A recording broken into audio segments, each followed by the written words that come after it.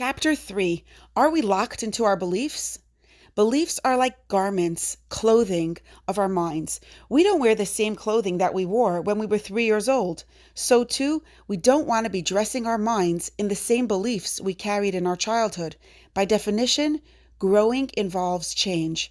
As we become aware of a rule, we could look at it and decide if we want to continue living by it or if it's an idea that we want to replace, to update our wardrobe in our mind. For example, when Suri became aware of her rule, not getting a response means that I'm not important enough to be responded to. She laughed and said, "It feels like I'm not important enough, but it's not true. Her behavior is her expression of herself. It doesn't express me or my value."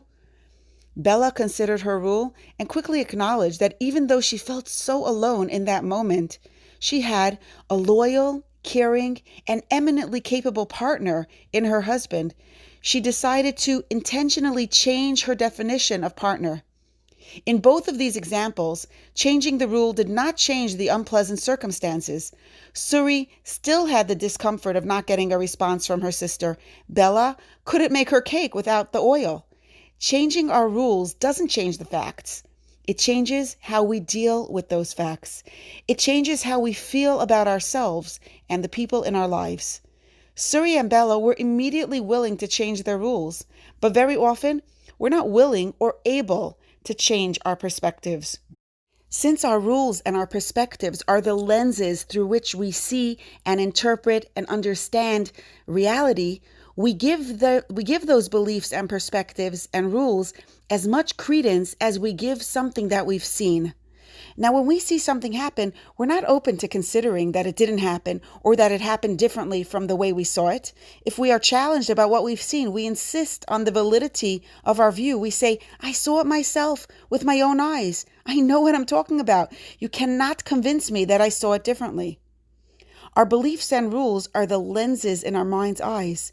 Just like we're deeply connected to what we see, we're also very strongly connected to what we see in our mind's eyes. If I see it this way, then it must be this way. Our beliefs are not factual reality. They only color our understanding of reality. Many of our beliefs were formed in our childhood when we didn't even have the intellectual maturity that we have as adults. Our beliefs and rules might not even be true, but they feel like facts. When we relate to our beliefs and rules as if they are facts, we feel unable to change them. We're controlled by them. Even if a belief is not true, even if it's destructive or limiting, as long as we see it as a fact, we're influenced by it. In our first chapter, Ilana, the talented, accomplished woman who believed that respect needs to be earned, she saw her rule as a hard fact. She said, "I could change my rule, but that would just be fooling myself.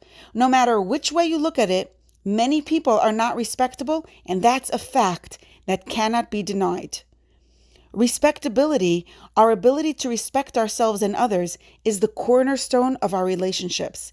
Respect is our obligation to honor the value and the unconditional worthiness of every person, including our own selves. Now, we developed beliefs about respectability even before we knew how to speak and long before we had emotional or intellectual maturity. In speaking with Alana, if I would introduce a new perspective about respect, she could either accept it or reject it. I'm human, just like her. Why should she let my word override her own belief? And even if she decides that inherent respectability is a good idea, it still wouldn't be her personal truth. Even if she sees how rules about respectability are making her feel anxious, she still can't deny her own understanding. Years ago, a woman told me, "I hate the way I think. I wish there would be a way to surgically change the rules that I live by. But what should I do? This is me. This is how I think. I could say yes to change, but when it comes to real life, I go right back to my old way of thinking." Our commitment to our own intelligence locks us into our beliefs. How could we deny our own intelligence? We view our intelligence as our strongest protector. Many people say, "I could take on new beliefs without letting go of my own way of thinking. I could add new layers of understanding without taking away from my old perceptions." Now, Adding layers of understanding works well for us when it comes to developing deeper insight. But we're not talking about layers of understanding. We're talking about fundamental rules that we live by.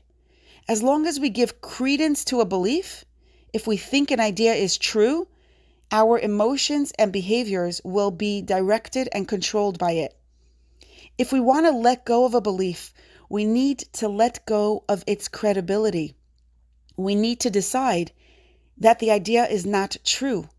It's not enough to add a layer of another idea on top of it, because the idea that's not true would still be there and would still be directing our emotions and our behavior. So we need to decide that the idea is not true.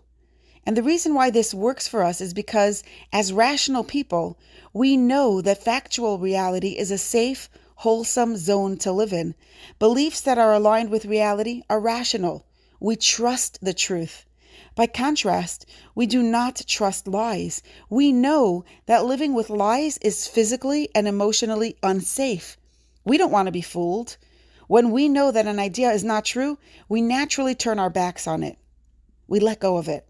That's why when we let go of an idea's credibility, we automatically stop being impacted by it. As long as we give credence to an idea, even if it's only 0.01% credence, that idea will influence our lives.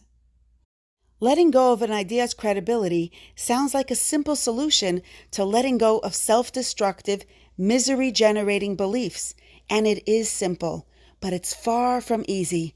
Imagine if someone gives you a yellow box and they say, "I'll give you $1,000 if you can see that this box is blue."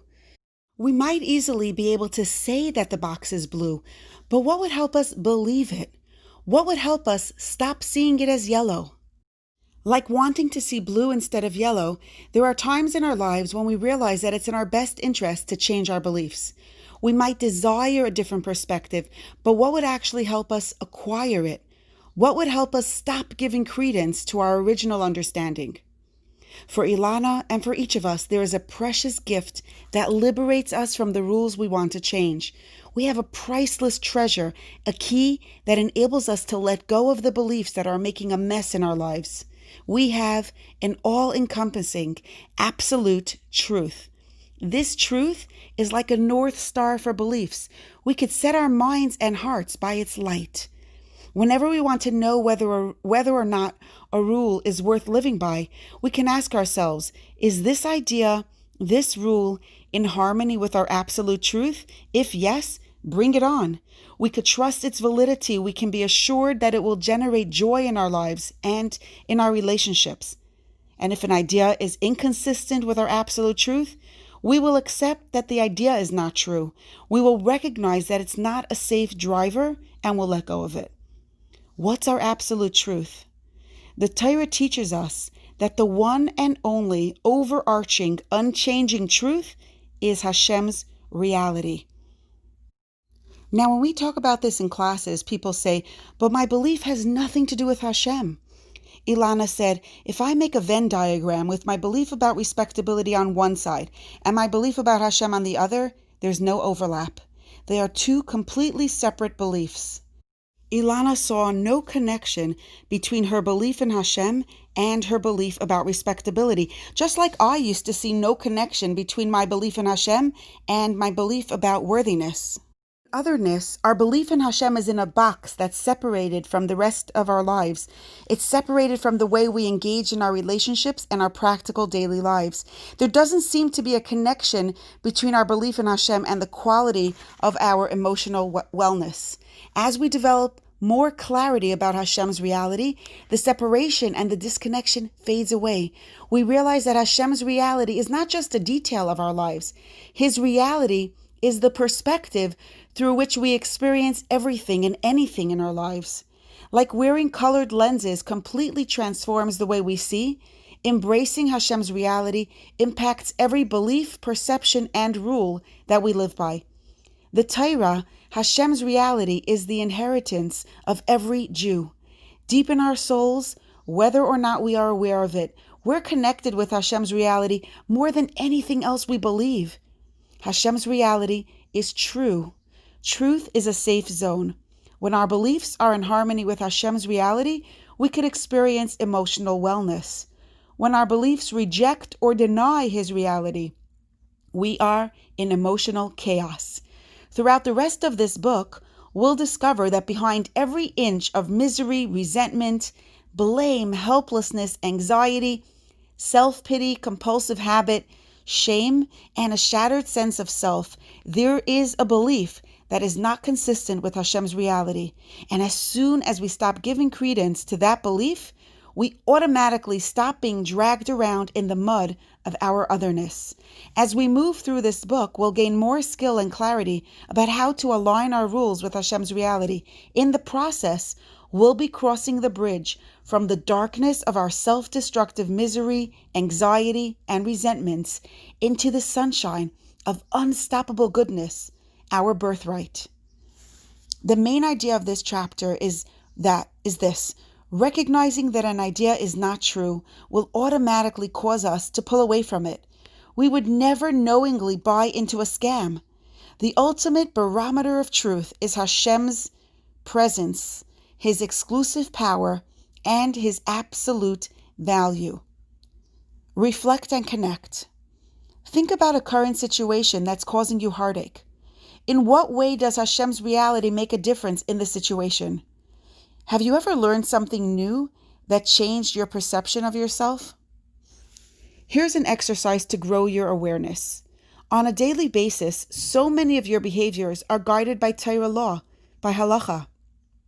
When you do a mitzvah, such as saying a bracha before eating or separating milk and meat, notice that your decisions about which actions you do and which actions you refrain from doing are guided by Hashem's reality. Notice how every part of your body is aligned with Hashem's reality. Become willing to align your mind with His reality.